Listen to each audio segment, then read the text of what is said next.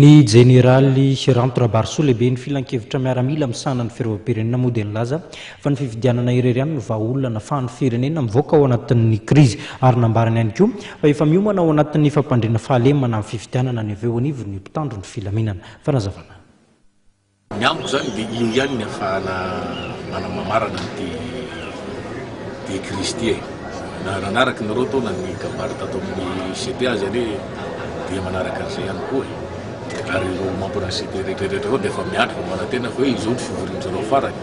fa amin'ny oktobra dia fa olombôfidy raiky amin'ny dimapolo no ivory ato fa raiky amin'ny dimampolo amin'ny zato azafady mba misotranao na raiky amin'ny dimampolo amin'ny zato ny ivory eo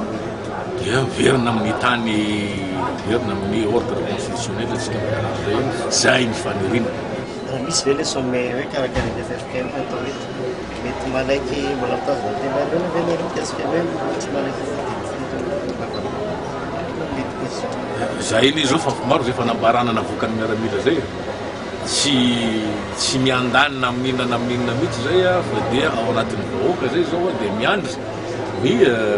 fandehan-javatra rehetrarehetra ihany manantena fa ao anatin'ny filaminana fa rehefa tsy milamina kosa izy sanatry na dimy lela sanatry avy mivava